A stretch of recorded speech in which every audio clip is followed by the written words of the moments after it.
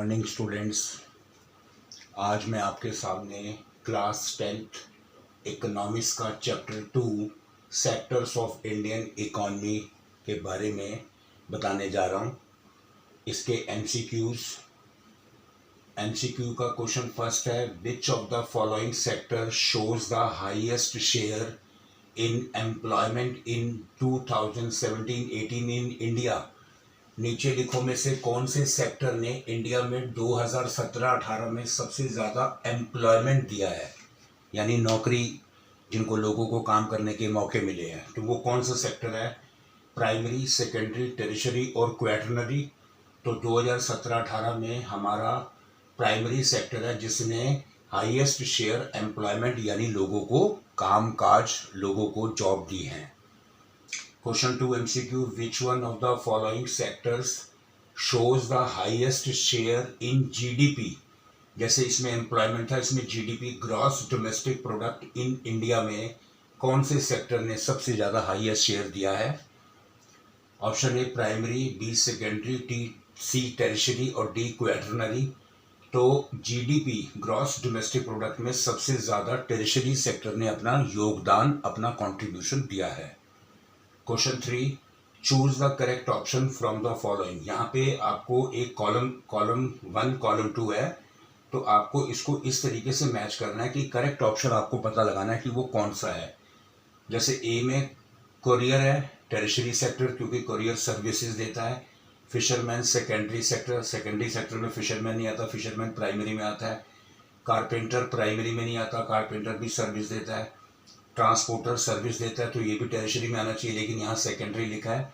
तो इसका correct option है ऑप्शन ए कोरियर, यानी टेरिशरी सेक्टर ये सर्विस देता है, तो ये वाला ऑप्शन ए का फर्स्ट करेक्ट आंसर होगा।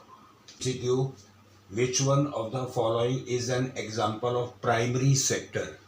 प्राइमरी सेक्टर एग्रीकल्चरल पर बेस्ड सेक्टर होता है, तो कहता है नीचे लिखो में से कौन सा प्राइमरी सेक्टर का एग्जाम्पल है? बैंकिंग, आउटसोर्सिंग और टीचिंग, ये तीनों सर्विसेज देते हैं, तो ये तो प्राइमरी सेक्टर होंगे नहीं, तो फार्मिंग यानी एग्रीकल्चर प्राइमरी सेक्टर होगा। Question 5, name the sector which does not produce goods. कौन सा नीचे लिखो में से ऐसा सेक्टर है जो गुड्स प्रोड्यूस नहीं करता but support the production process में सपोर्ट करता है, यानी हेल्प देता है।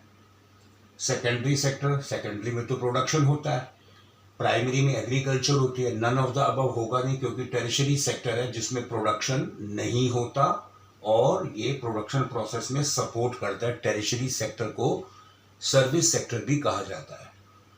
Question 6, which of the following services is not based on information technology. नीचे लिखो में से कौन सी सर्विसेज इंफॉर्मेशन टेक्नोलॉजी पर बेस्ड नहीं है? एटीएम बूथ ये इंफॉर्मेशन पर बेस्ड है, कॉल सेंटर बेस्ड है, इंटरनेट कैफे बेस्ड है, but white washing information technology पर बेस्ड सर्विस नहीं है। तो ये ए, बी एंड सी है, but D white washing information technology based service नहीं है। What is the basis for classification of sectors into private and public? जब हम ये कहते हैं कि ये सेक्टर प्राइवेट है या ये पब्लिक है, तो उसको क्लासिफिकेशन करने का बेसिस क्या है? क्या एम्प्लॉयमेंट कंडीशन है, नेचर ऑफ इकोनॉमिक एक्टिविटी है, ऑनरशिप है, या नंबर ऑफ वर्कर एम्प्लॉयड, उसमें कितने वर्कर काम करते हैं? तो पब्लिक, प्राइवेट और पब्लिक का सेक्टर का क्लासिफिकेशन का बेसिस है ऑनरशिप, कि मालिक कौन है। प्राइवेट का जो ऑनरशिप होती है वो इंडिविजुअल फ्यू हैंड्स में होती है, जैसे रिलायंस हो गया, और पब्लिक सेक्टर जो गवर्नमेंट के पास होता है। Question 8, in which sector ICICI bank will be included. नीचे लिखो में से कौन से सेक्टर में आईसीआईसी बैंक इंक्लूडेड होगा?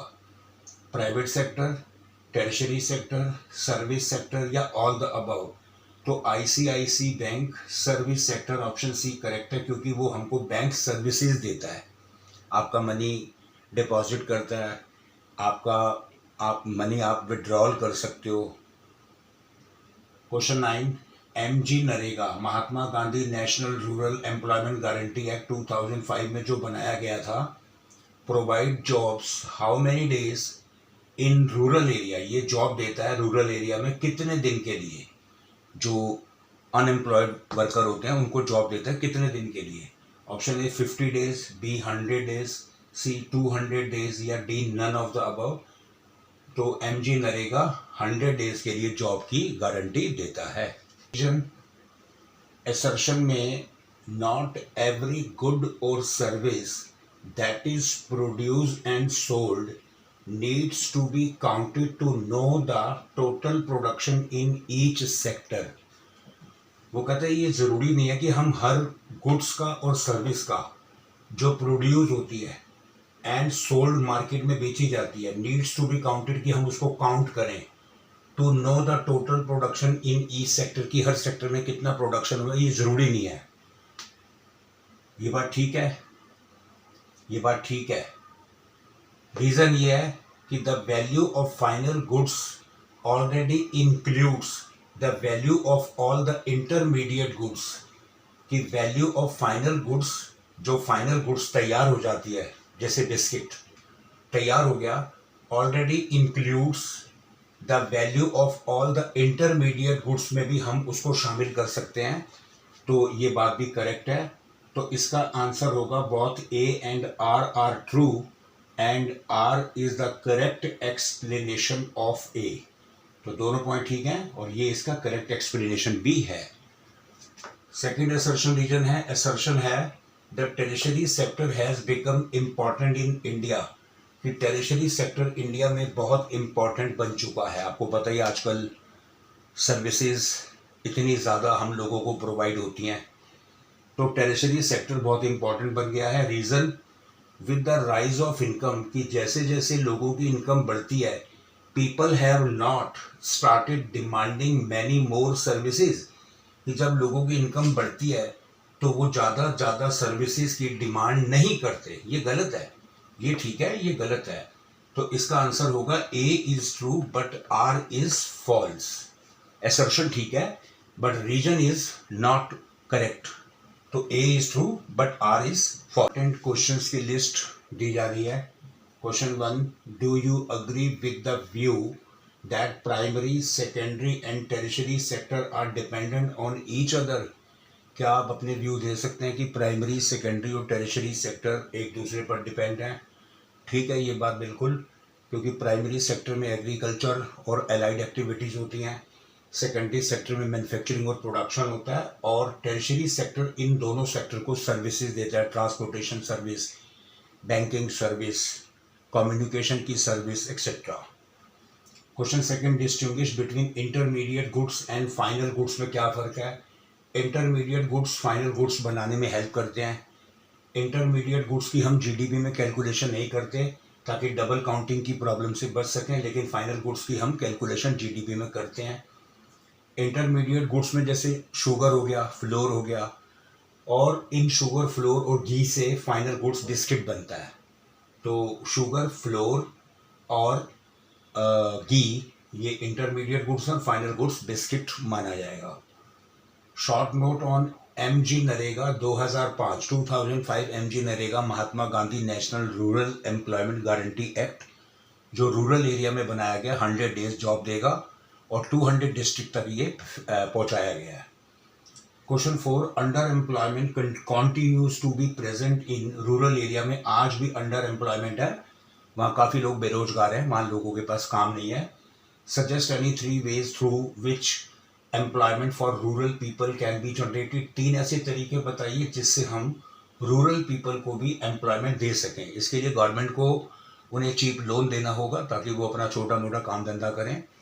वहाँ पर उनको कोल्ड स्टोरेज फैसिलिटीज़, दाल मिल या कॉटेज इंडस्ट्रीज एस्टेब्लिश करके देनी होंगी, और गवर्नमेंट को और भी बहुत सारी हेल्प देनी होगी ताकि उन लोगों को एम्प्लॉयमेंट मिल सके। Question 5, how do we include various goods and services for calculating GDP of a country. Country की जीडीपी में को कैलकुलेट करने के लिए किस तरीके से हम वेरियस गुड्स एंड सर्विसेज को इंक्लूड करते हैं। जैसा कि मैंने इंटरमीडिएट गुड्स और फाइनल गुड्स में बताया था, तो हमें अपने देश की जीडीपी को मेंटेन रखने के लिए वेरियस गुड्स और सर्विसेज जो भी देश में प्रोड्यूस होते हैं उनको कैलकुलेट करना चाहिए। What do you understand bye economic activities? Economic activities कौन सी होती है? इकोनॉमिक एक्टिविटी वो होती है जिनसे हम इनकम जनरेट करते हैं यानी अर्निंग करते हैं। Explain different sector of economic activity के डिफरेंट सेक्टर्स, वही primary, secondary and tertiary. Question 7, what is GDP, gross domestic product? Who undertakes the task of measuring GDP in India? India में GDP को major करने का task कौन करता है? Central government की मिनिस्ट्री करती है। How is this task done? इसमें क्या होता है कि पूरी कंट्री में जितना भी फाइनल गुड्स और सर्विसेज का प्रोडक्शन हुआ है उसकी वैल्यू को मेजर करके जीडीपी निकाली जाती है। Question 8, describe the historical change in sector? Sector में हिस्टोरिकल चेंज कैसे आया है? आज से काफ़ी साल पहले सबसे पहले प्राइमरी सेक्टर ही होता था। कंट्री के 80-85% लोग प्राइमरी सेक्टर, एग्रीकल्चर सेक्टर में लगे हुए थे। धीरे धीरे मशीनरी आई, टेक्नोलॉजी आई, तो प्रोडक्शन प्रोसेस स्टार्ट हुआ, मैन्युफैक्चरिंग स्टार्ट हुई, तो सेकेंडरी सेक्टर आना शुरू हो गया। उसके बाद आज इतने लार्ज स्केल पर टर्शियरी सेक्टर इतना ज़्यादा डेवलप हो गया है क्योंकि टेक्नोलॉजी इतनी हाईफाई हो गई है कि communication services, transportation service, banking services इतनी बढ़ गई हैं, तो धीरे धीरे प्राइमरी से सेकेंडरी और सेकेंडरी से टर्शियरी सेक्टर आज तरक्की करके बैठ गया है। Question 9, what are the causes for growing importance of tertiary sector in India during 40 years? पिछले 40 साल से हम देखें तो टर्शियरी सेक्टर की इम्पोर्टेंस कैसे बढ़ती चली जा रही है? टर्शियरी सेक्टर की इम्पोर्टेंस इसलिए बढ़ रही है क्योंकि बहुत सारी सर्विसेज आज हमारे सामने आ चुकी हैं। Internet, banking, communication, transportation, mobile phone, न जाने क्या क्या। तो ये सारी की सारी जो मॉडर्न टेक्नोलॉजी की वजह से आज टर्शियरी सेक्टर की इम्पोर्टेंस बढ़ती चली जा रही है। Question 10, what steps should be taken by the government to protect worker in the unorganised sector? Unorganised sector में वर्कर्स को प्रोटेक्ट करने के लिए गवर्नमेंट क्या कर सकती है? गवर्नमेंट लॉ बना सकती है, उनके वर्किंग आवर्स को फिक्स कर सकती है, उन्हें ग्रेट्यूटी फंड, प्रोविडेंट फंड वगैरह दिलवा सकती है। ऐसे और बहुत सारे स्टेप्स हैं, उनको अनऑर्गेनाइज सेक्टर से गवर्नमेंट वर्कर को दिलवा सकती है। Question 11, distinguish between organised and unorganised sector में क्या फ़र्क है? ऑर्गेनाइज सेक्टर के वर्किंग आवर फिक्स होते हैं, इसके वर्किंग आवर फिक्स नहीं होते। इसमें सैलरी हर मंथ के एंड में मिल जाती है, इसमें कोई फिक्स डे नहीं होता। इसमें मेडिकल फैसिलिटीज़ गवर्नमेंट द्वारा प्रोवाइड की जाती है, इसमें कोई मेडिकल फैसिलिटीज़ नहीं होती। इसमें वर्कर को एक्सप्लॉयट नहीं किया जाता, इसमें वर्कर को एक्सप्लॉयट किया जाता है। इसमें वर्कर को पेंशन, ग्रेट्यूटी फंड, प्रोविडेंट फंड दिए जाते हैं, इसमें कोई फंड नहीं दिए जाते। तो इस तरीके से इन दोनों सेक्टर्स में डिफरेंस है। Why do the modern governments spend a lot of money on different activities without earning profit? आज की जो मॉडर्न गवर्नमेंट है बिना प्रॉफिट के काफ़ी सारा पैसा अलग अलग एक्टिविटीज़ पे खर्च कर रही हैं ताकि लोगों का वेलफेयर हो। सरकार हमसे जितने भी टैक्स कलेक्ट करती है वो हमारे ही वेलफेयर के लिए लगा देती है। रोड बनवाती है, मेट्रो बनवाती है, electricity, water supply, hospital, education, school, सब कुछ प्रोवाइड करती है। Question 13, distinguish between public sector and private sector? Public sector government sector है, प्राइवेट सेक्टर इंडिविजुअल का सेक्टर है, तो इन दोनों में क्या फ़र्क है? Question 14, workers are exploited in unorganised sector में वर्कर को एक्सप्लॉयट किया जाता है, बताओ क्यों? क्योंकि अनऑर्गेनाइज सेक्टर में कोई रूल्स नहीं है, कोई रूल रेगुलेशन नहीं है, गवर्नमेंट के एक्ट वहाँ पर वो फॉलो नहीं करते, वर्किंग आवर्स उनके फिक्स नहीं है, सैलरी देने का डे फिक्स नहीं है, मेडिकल फैसिलिटीज़ नहीं मिलती, तो इसलिए एक्सप्लॉयट किया जाता है।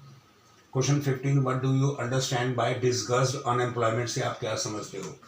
डिसगस्ड अनएम्प्लॉयमेंट, हिडन अनएम्प्लॉयमेंट भी कहा जाता है, यानी ये छुपी हुई अनएम्प्लॉयमेंट है जो हमें नज़र नहीं आती। फॉर एग्जांपल, एक फार्म में 5 लोगों की ज़रूरत है लेकिन वहाँ पे 8-10 लोग काम कर रहे हैं। अगर हम उसमें से 4-5 लोगों को हटा देते हैं तो उससे वहाँ पे जो वर्किंग हो रही है उसकी परफॉर्मेंस में किसी भी तरह की कोई कमी नहीं आएगी। तो जो 4-5 लोग एक्स्ट्रा काम कर रहे हैं वो डिस्कस अनएम्प्लॉयमेंट यानी हिडन, हमको दिखाई नहीं दे रहे, हमें लगेगा कि काम कर रहे हैं बट ऐसा नहीं है। Explain with an example from each from urban और रूरल एरिया। रूरल एरिया में तो फार्मर हो गए, अर्बन एरिया में हमारे आपने देखा होगा चौक पर बैठे हुए कारपेंटर, प्लम्बर, इलेक्ट्रीशियन होते हैं जिन्हें 2 वक्त की रोटी भी नहीं मिल पाती। Question 16, explain the contribution of public sector in the economic development of country. Country के इकोनॉमिक डेवलपमेंट में पब्लिक सेक्टर का क्या रोल है? कंट्री के इकोनॉमिक डेवलपमेंट में पब्लिक सेक्टर, गवर्नमेंट हमको बहुत सारी फैसिलिटीज़ प्रोवाइड करती है, पब्लिक का वेलफेयर करती है without any earn profit.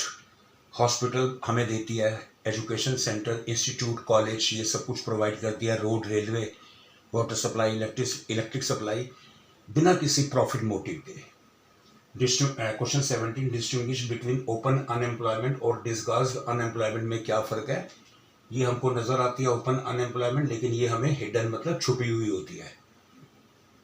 Question 18, tertiary sector is not playing a significant role. Tertiary sector आज के मॉडर्न टाइम में सिग्निफिकेंट रोल प्ले नहीं कर रहा। Do you agree? क्या आप अग्री हैं? Give reason. हाँ, ये बात काफ़ी हद तक सही है कि टेरिशरी सेक्टर एक सिग्निफिकेंट रोल प्ले नहीं कर रहा, क्योंकि अगर हम अर्बन एरिया में भी देखते हैं तो जितने भी एजुकेटेड पीपल हैं, एजुकेटेड बच्चे हैं, उन्हें तो जॉब मिल जाती है, लेकिन जो इलिटरेट पर्सन है उन्हें जॉब नहीं मिलती, चाहे वो अर्बन एरिया हो चाहे वो रूरल एरिया हो। प्लम्बर हो गया, कारपेंटर हो गया, 2 वक्त की अर्न करना भी उनके लिए प्रॉब्लम हो जाता है।